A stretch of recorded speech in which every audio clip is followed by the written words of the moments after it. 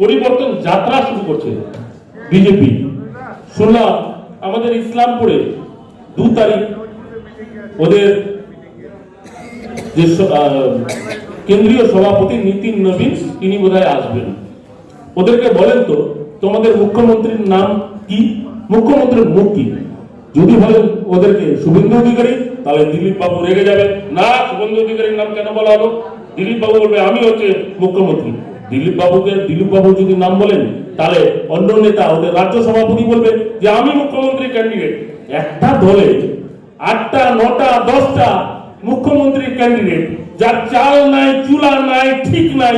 আর আমাদের তো একটাই মুখ্যমন্ত্রী মমতা বন্দ্যোপাধ্যায়। আমরা 250 বেশি সিট নিয়ে আসবো, কেউ আটকাতে পারবে না। আর জেলায় 8টা আমরা জিতে আছি, কালিয়াগঞ্জ শুধু অপেক্ষা। আপনারা নিজেরাই ঠিক করবেন, আপনারা উন্নয়নের সাথে থাকবেন, বাঙালির সাথে থাকবেন না অন্য অবাঙালির সাথে থাকবেন। যারা বাংলার কৃষ্টি সংস্কৃতি জানে না, আজকে মমতা বন্দ্যোপাধ্যায় 1,10,000 টাকা করে প্রতিটা দুর্গাপূজা কমিটিকে দিচ্ছে। ভাবা যায়? বলছে লক্ষ্মীর ভান্ডার আমরা আসলে যে লক্ষ্মীর ভান্ডারটাকে 3,000 করে দেবো। আরে বিহারে 10,000 টাকা দিয়ে সেটা আবার টাকা ফেরত চাচ্ছ। তোমাদের এই ভাওতায় বাংলা কোনোদিন কান দিবে না। বাংলা সবসময় এটা মনে রাখবা, Bengal things today, India things tomorrow. Bangla যেটা আজকে চিন্তা ভাবনা করবে, গোটা ভারতবর্ষ আগামীকাল চিন্তা ভাবনা করবে। তো বাঙালিরা চালা, বাঙালিদেরকে বুঝাতে হবে না। ভাওতা আর বিজেপির বি টিম হয়ে হুমায়ুন কবির কাজ করছে। এতদিন মন্দির হোক মসজিদ হোক আমাদের আপত্তি নেই। হুমায়ুন কবির 2019 সালে তুমি বিজেপির টিকিটের এমপি হয়ে দাঁড়িয়েছিল, তখন তোমার মনে পড়েনি যে বাবরি মসজিদ যে দলটা ধ্বংস করেছিল তার টিকিটটা নিয়ে আমি কেন দাঁড়ালাম? এখন বলছো মমতা বন্দ্যোপাধ্যায়কে উৎখাত করতে হবে, আমি বিজেপির সাপোর্টে মুখ্যমন্ত্রী হব। ওর মুর্শিদাবাদেই জামানত বাজেয়াপ্ত হবে। আমি সংখ্যালঘু ভোটারদের কাছে অনুরোধ করব, মোদী বাবু যখন একতরফা পাচ্ছে না, এইরকম হুমায়ুন কবির, এইরকম মিম এদেরকে দিয়ে আমাদের বাংলা যে হিন্দু মুসলিম শিখ ইসাই, আমাদের বাংলার যে কৃষ্টি সংস্কৃতি ঐতিহ্য রয়েছে, আমরা যে উভয় ধর্মের লোক একসাথে বসবাস করি মমতা বন্দ্যোপাধ্যায় অভিষেক বন্দ্যোপাধ্যায়ের নেতৃত্বে, এই বাংলার কৃষ্টি সংস্কৃতির উপর আঘাত হানতে চাচ্ছে, এই ভারতবর্ষের সংবিধানের উপর আঘাত হানতে চাচ্ছে। এই বিজেপি নামক পার্টিকে, ভারতীয় জুমলা পার্টিকে বাংলার ভিত্তিতে উৎখাত করে দিতে হবে 26-এর নির্বাচনে। একটি বুঝে ওদের রিয়াক্ট করা হবে না। বিভিন্ন জায়গায় আমরা কালিয়াগঞ্জে শুনতে চাই যে অমুক দাদা ক্যান্ডিডেট হচ্ছে, অমুক দাদার পক্ষে পোস্ট হচ্ছে, অমুক দাদা ক্যান্ডিডেট হবে, অমুক দাদার পক্ষে পোস্ট হচ্ছে। আমি দলের কর্মীদের অনুরোধ করব, দল চুলচেরা বিশ্লেষণ করে আপনাদের এখানে যে যোগ্য প্রার্থী তাকে বিধায়ক দিবে। আপনাদের চিন্তা করার দরকার নেই, দল যাকে বিধায়ক টিকিট দিবে আমাদেরকে তাকে জিতাতে হবে। আমরা সংগবদ্ধভাবে লড়াই করতে পারবো। আজকে তিনি একবার তৃণমূলে আসলো, তৃণমূলের সুযোগ সুবিধা নিল, আবার ঘুরে গিয়ে বিজেপিতে চলে গেল। বাড়ি কোথায়? ফালাকাটা। ভোট দিচ্ছে কোথায়? কালিয়াগঞ্জে। ভোট দিল কে? কালিয়াগঞ্জের বাসিন্দারা, যার নিজের ঠিক নেই। শুনেছিলাম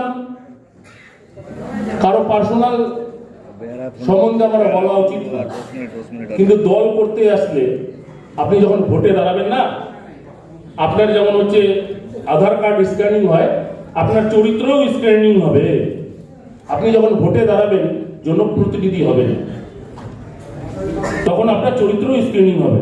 সেই জন্য যারা রাজনীতি করে তাদের চরিত্র, তাদের কথাবার্তা, তাদের শালীনতা সবসময় বজায় রাখতে হবে, সে প্রকৃত রাজনীতি নেতা হতে পারে। আজকে মমতা বন্দ্যোপাধ্যায় দেখেন নিজের ঘর সংসার নেই, বাংলা 10 কোটি মানুষের জন্য কিভাবে পরিষেবা দিয়ে লড়াই করছে। আজকে আমরা এখানে কর্মী সম্মেলনের ডাক দিয়েছি, আমরা বুথ সভাপতিদের নিয়ে আবার বসবো। এইভাবে প্রতিটা বিধানসভায় আমরা করব। আমাদের জেলা মিটিং এ আমরা নির্ধারণ করেছি 9টা বিধায়ক আমরা মমতা বন্দ্যোপাধ্যায়, অভিষেক বন্দ্যোপাধ্যায়ের হাতে তুলে দিতে চাই, এটা আমাদের শপথ রয়েছে। আমরা উত্তরবঙ্গের মধ্যে উত্তর দিনাজপুর 2026 নির্বাচনে 1 নম্বর রেজাল্ট করতে চাই, এটা আমাদের আশা রয়েছে। আমি কালিয়াগঞ্জবাসীর কাছে হাত জোর করে অনুরোধ করছি, এই আশায় আপনারা জল ঢেলে দিবেন না। আটটা আমরা জিতবো, এবার আপনাদের বাড়ি, আপনারা কালিয়াগঞ্জের সিটটাকে কিভাবে জেতাবেন। দরকার পড়লে আমরা আসবো, আবার আসবো প্রচারে। জেলা সভাপতি কানাইরা আসবে এখানে। এত সুন্দর আমাদের তিনটা জেলা পরিষদ মেম্বার রয়েছে, তার মধ্যে তিনটা শাখা সংগঠনের জেলা সভাপতি রয়েছে। পূর্ত কর্মদক্ষর মধ্যে এত বড় পোস্ট দিয়েছেন। লতাদি একটা ভালো জায়গায় আছে, চেয়ারম্যান আছে, ভাইস চেয়ারম্যান আছে। প্রকল্প জন্মালে শিশু সাথী মূল্য সমবাদী। কালিয়াগঞ্জে আমাদের দিদি প্রায় 300 বেডের আমাদের হসপিটাল দিয়েছে। রাস্তাঘাট ঝা চকচকে সব তৃণমূল কংগ্রেসের টাকায় করা। যদি বিজেপির টাকায় থাকতো তাহলে সেখানে গেরুয়া আর সবুজ থাকতো, দেখবেন নীল সাদা আছে, তার মানে তৃণমূল কংগ্রেসের করা। কেউ করেনি, কোনো দাদা মামা চাচা করেনি, করেছে মমতা বন্দ্যোপাধ্যায়, অভিষেক বন্দ্যোপাধ্যায়, তৃণমূল কংগ্রেস। আজকে গ্রামগঞ্জে বামফ্রন্ট সরকারের 34টা বছর সময় এই নিতাইদাও সিপিএম করতো, আমিও দুর্ভাগ্যক্রমে এসএফআই এর জিএস ছিলাম। দেখবেন আপনাদের গ্রামে মোড়ের মাথায় কত বাতি মানে যেটাতে জেলা পরিষদ থেকে লাইট হচ্ছে, সেই জায়গায় গ্রামে কিন্তু 34 বছর কোনো লাইট ছিল না, হেরিকেন বা কুপির আলো জ্বালাতে হতো। কিন্তু আমাদের গভর্নমেন্ট এসে বিভিন্ন গ্রামে বিভিন্ন জায়গায় কত বাতির ব্যবস্থা করেছে, ঢালাই রাস্তার ব্যবস্থা করেছে, পথশ্রী প্রকল্পের মাধ্যমে বিভিন্ন জায়গায় পিচের রাস্তা, পেভার ব্লকের রাস্তা। এবার কি করলো, 100 দিনের টাকা বন্ধ করে দিল। আন্দোলন করে অভিষেক বন্দ্যোপাধ্যায় নিজেদের ফান্ড থেকে 100 দিনের টাকা দিয়েছে।